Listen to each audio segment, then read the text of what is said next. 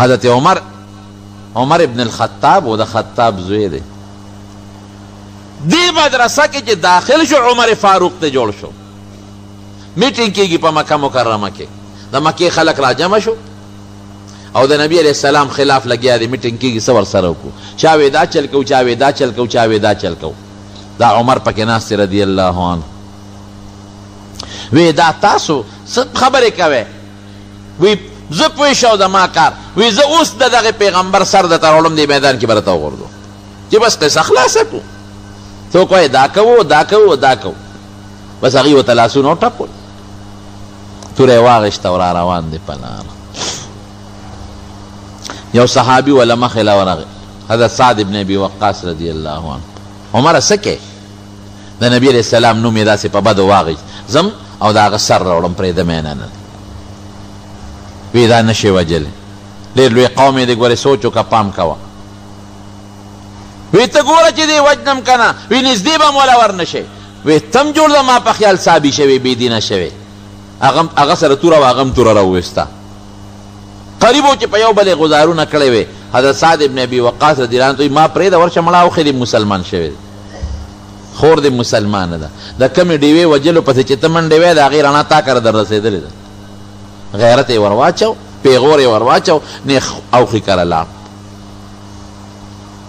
اوس اتفاق ته ګوره دغې وخت کې هغې له یو استاد راغلی دی حضرت خباب رضی الله عنه، او ته قرآن شریف ښایي او دې ورغې دروازه یې را دننه نه زنځیر کړې ده. دې چې بار ودرېد د قرآن شریف اواز یې م واورېده. بس پوه شو چې دا خو ماته سعد ابن ابي وقاص ټیک ووی. بس د تورې په سټۍ باندې دروازې له را کېښودې، دروازه کولاو کې. هغې خو پوه شو چې عمر راغی. د استاد ته یې ویې ته مهرباني وکړه چې د ځان دې ګوټ کې پټ کا، ته پردې په تا غزار ونه کړي. او زه خور یم او دی اوښې دې مونږ به سره راکاږو. هغه غریب کوټې ته دننه ننوت، د کټ لاندې ځان پټ. چې دوی سینګ ورننوت، بس اوښې سره په پرزونو شو او په ځمکې یې راغورځوه. دی خو بهادر و، زورور و، په ځمکې یې راغورځوه او د تورې په دې لاس کې په دې سټۍ وه. دا خور یې ورله د اوښې او د رور په منځ کې، د خاوند او د رور په منځ کې خلاصي کوي. چې خلاصي یې کو عمر زورور سپېړه یې اوچته کړه، دا خور یې په دا مخ وواله. دومره مضبوطه سپېړه یې ورکړه چې د هغې د مخ نه وینو دار یې وواله او د عمر په مخ ور پرېوتې رضی الله عنه. جامې هم د وینه شوې. بس خور یې هم د حضرت عمر فاروق خور ده. وی چې څه دې خوښې، لاس دې خلاص او توره دې تېره در سره ده، په سټو وهل مه کوه. زه مسلمان یم او زما دا خاوند مسلمان دی. څه چې دې خوښې کوه، ځه مونږ مړه که. ده چې د خور هغه وینو ته وکتل او د خور هغه جلا ته وکتل، نو ټینګ نه شو، توره یې کېښوده. وی تاسو څه وی ما ته وښایه؟ وی تا ته نه ښایه. وی نه ما ته خامخا به راکوې.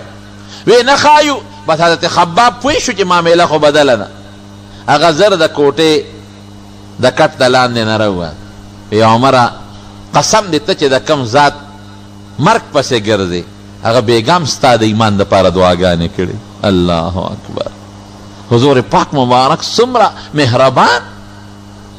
پرون یې ستا دپاره دعا کړې ده، اللهم اعز الاسلام باحد العمرین. خدایه دا عمر یا دا ابو جهل دا غنوم عمر ابن هشام، خدای دې کې دا یو کس مسلمان کا. نه هغه په تا دونه مهربان نه چې دوزخ ته نه ړکېږي، جنت دپاره دله سوال کوي او ته د هغه مرګ پسې ګرځې. بس نورم رحم نرم دل شو. وی خمال هغه پاڼې راکې پکې څه دي ما ته واوروې. وی نه خور ورته وی ته پلیتې، تاله نه درکو. زر لاړ وی لمبل. وی ښه اوس خو راته واوروې که نه. اتفاق ته ګوره، هغه چې کم زیت ولا ورته اوروړم به هغې کې دا لفظ دی، انی انا الله، انی انا الله، زه الله یم، فاعبدنی واقم الصلاة لذکری. زما عبادت وکړه، لمونځ وکړه او ما یاد کړه. داسې عجیبه لفظ دی. وی ما نبی علیه السلام له بوځي، دی ورسره شو دار ارقم ته یې بوت. هلته دا پراپیګنډ رسېدلی و چې عمر نبی علیه السلام پسې راوتی دی. صحابه پریشانه دي ځکه د جهاد حکم لا نو نازل. مونږ به څه کوو؟ مونږ خو یې وجل هم نه شو. دې کې په دې ورغی چې ورغی وی صاحب دغه دی راغی. حضور پاک ډېر بهادر و. صحابه وی ما رأینا اشجع منه، وی مونږ د حضور پاک نه زیات بهادر سړی بل څوک نه دی لیده. وی اخوا شی ما ته یې پرېږدی. ور منډه کړې حضور پاک. وی که په ښه نیت راغلي هرکلی به ورته ویم او که په بد نیت راغلي د ده په توره به دې دا سر ووام ورمنډه کړې حضور پاک تش لاس عمر یې د دې ګریوان نه ونیو وی عمره په څه خیال راغلی وی صاحب د ایمان په خیال حضرت عمر فاروق وی چې د حضور پاک لاس زما ګریوان لره ورسید وی قسم دې د سر د ویښتو نه تر نوکه پورې رانه خولې وبی دی وایه په څه نیت راغلی د اسلام په نیت څومره چې کور کې صحابه ټول د خوشحالۍ نه وایي الله اکبر خوشحاله شو وی د الله رسوله دا ستا دا دین حق دی وی دا پټ دلته ولې ناست شو وی ما ته لا د الله حکم نه دی شوی وی ښځه خدا دې ورلم اوس قریش په تمه دي چې د حضور پاک سر به راوړي په دې تمه دي لاسونه یې ټپولي دي او دی راغی مخامخ ودرېد وی که څوک مې پیژني خو ډېره ښه ده او که څوک مې نه پیژني د عمر د خطاب زوی ما د حضور پاک ملګرتیا وکړه او د هغه په لاس مې بیعت وکړه ایمان مې راوړو که چا پلار کې زوري را میدان ته دي شي نو ګرم ځای له څوک نه ورځي